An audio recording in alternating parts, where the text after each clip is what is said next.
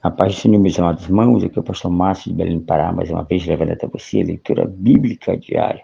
Hoje vamos trabalhar o livro de 2 Reis, capítulo 11. Esperamos que você tenha todos esses dias que ouviu a leitura bíblica diária aberto seu coração para a palavra de Deus e que hoje não seja diferente, que você possa adquirir o conhecimento, a graça e assim obter a lâmpada para os seus pés, para que o teu caminho seja todos os dias em retidão diante do nosso Senhor Jesus Cristo. Vamos ver aqui no capítulo 11, no verso 1, que Atalia, mãe de Acasias, vendo que seu filho estava morto, levantou-se e despiu toda a descendência de Israel.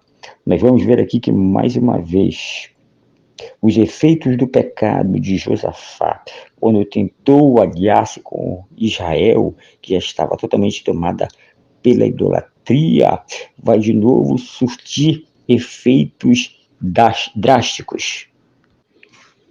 Pois Atalia foi a única mulher que governou como rainha em Judá. Ela era da descendência de Ori, ou seja, ela era bisneta dele, filha de Acabe e Jezabel. E nós vamos perceber que o casamento entre Jorão, que era rei de Judá, e Atalia, filha de Jezabel, tinha um projeto aqui fixado por Satanás para introduzir a idolatria em Judá, por parte de Atalia, para fazer com Judá o que Jezabel não pôde fazer por Israel. Josafá, então, mediante a uma situação sórdida, faz com que seu filho se casasse com a filha dos piores governantes de Israel, idólatras, que era Acabe e Jezabel. Nós vamos ver que Josafá aqui tinha ideias com este casamento.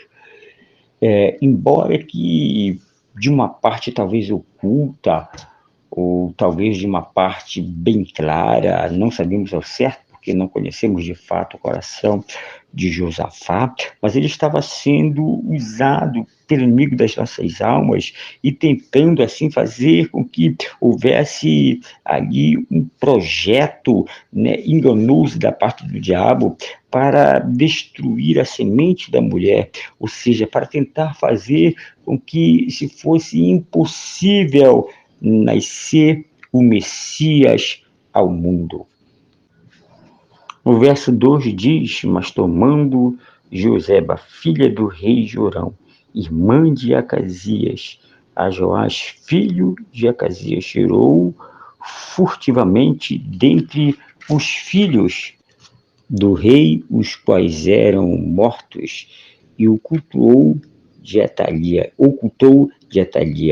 E ele e a sua ama no aposento de dormir, e assim não o mataram. Nós vamos ver aqui que Joseba, que era esposa de Joiada, um sumo sacerdote, e que era irmã do rei que estava morto, ela agora toma o seu sobrinho Joás, o qual ali aparentemente estava morto dentre a matança que estava acontecendo nessa época. Ou seja, o príncipe Joás ele estava em meio àqueles que estavam mortos, e ele estava aparentemente morto, e ela o encontrou ainda com vida, e tirou daquele lugar e cuidou de Joás. O verso 3 diz: esteve com ele escondido na casa do Senhor 6 anos. E Atalia foi rainha sobre o país, ou seja, sobre Judá. E ela acreditava que tinha ali matado todos da descendência de Davi, mas isso não tinha acontecido, porque o Senhor, quando tem seus planos e seus projetos, pode acontecer o que for, mas ele vai levar a cabo e cumprir o seu desejo para esta terra. Assim o Senhor diz para mim e para você mais uma vez, que o projeto que ele tem para cada um de nós Ninguém pode matar, ninguém pode fazer morrer, seja o próprio inimigo das nossas almas, o diabo, ou seja, né, os nossos oponentes também, aí humanos, diz o Senhor nesse momento, e nada vai passar batido conforme a vontade do Senhor para cada um de nós.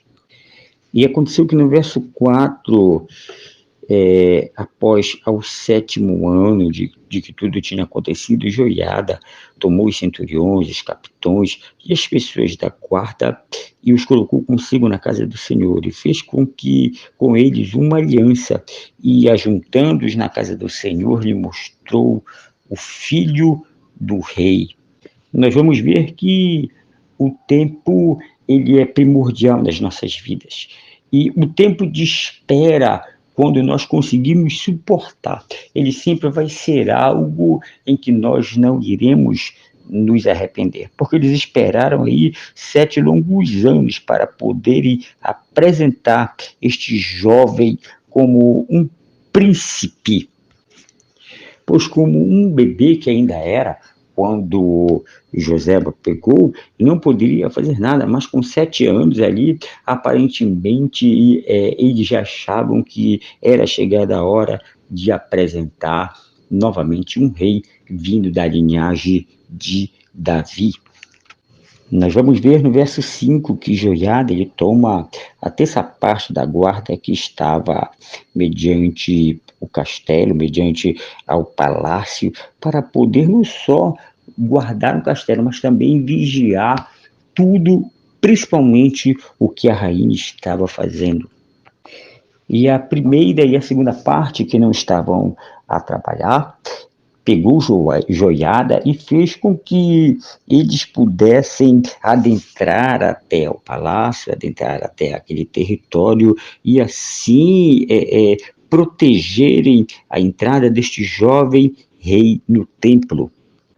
E quando eles adentrassem ao palácio, né, tanto os que estavam vigiando o palácio quanto os que estavam protegendo o rei, eles já iriam se aglomerar em uma proteção mútua ao rei. E Joiada diz: olha, todos aqueles que tentarem chegar perto do rei, pode matar, pode exterminar, porque esses guardas estavam aí fortemente armados, né? Assim como também o sacerdote que tomou, né, as suas lanças, os seus escudos, né, os escudos que também eram de Davi, e eles adentraram assim, né, este palácio como algo extraordinário, como algo também surpresa para esta rainha.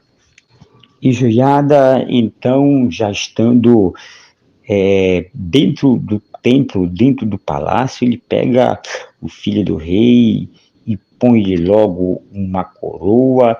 Ele deu por testemunho, e assim fizeram com que este pequeno jovem fosse ungido rei, e batendo as suas mãos disseram: viva o rei, ou seja, literalmente, que viva o rei de uma vida longa. Ou seja, um reinado agora tomado à força, tomado, né, de uma forma surpresa, mas conforme o mandado do Senhor. Mais uma vez, o Senhor aqui nos mostra que Ele fará de tudo, para que nós possamos aí obter aquilo que Ele mesmo planejou e projetou para as nossas vidas. E quando a rainha Atalia, ela, ouvindo o estrondo que estava acontecendo, ela correu e adentrou no templo do Senhor. Ela que ainda não estava se dando conta do que estava acontecendo, porque ela foi desprotegida, ela não pegou nenhum da guarda para ir com ela.